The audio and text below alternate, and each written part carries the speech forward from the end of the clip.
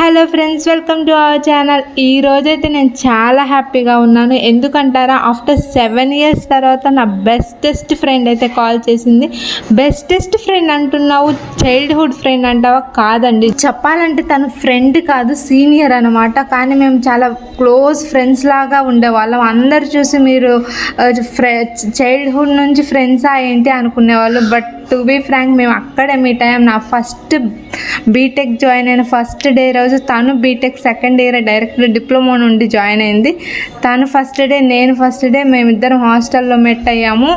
Same room, పక్క పక్కన beds అనమాట. సో అలా మాకు 8 monthsలోనే చాలా క్లోజ్ అయ్యాము. ఎలా నేను చాలా కంఫర్ట్గా ఉంటా తన దగ్గర, తను కూడా నా దగ్గర అంతే. అండ్ మోర్ ఓవర్ తను నన్ను చాలా కేరింగ్గా చూసుకునేది అనమాట.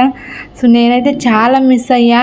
హాస్టల్ కదా, డ్యూ టు సమ్ మిస్అండర్స్టాండింగ్స్ వల్ల మేమైతే మాట్లాడుకోలేదు అక్కడ 4 years. అండ్ తర్వాత కూడా 3.5 years. ఈ రోజైతే తను కాల్ చేసింది.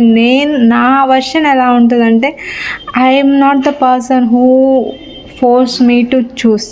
అండ్ ఎక్స్ప్లెయిన్ కూడా చేయను నా మిస్టేక్ ఏం లేదని. ఎందుకంటే మనం చెప్పిన వినే వాళ్ళైతే అసలు మిస్అండర్స్టాండింగే చేసుకోరు కదా. సో వాళ్ళంతటా వాళ్ళే తెలుసుకుంటారన్న సెన్స్లో నేను అలానే వదిలేస్తాను. సో ఈరోజైతే అది నిజమైంది. తనే తెలుసుకుందనమాట. తను ఇప్పుడు అబ్రాడ్లో ఉండి నాకు కాల్ చేసింది.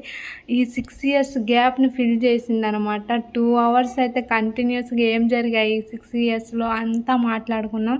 So I felt really happy. So be silent, don't try to prove yourself all the time అనమాట. Okay, thank you, bye bye, see you in the next video.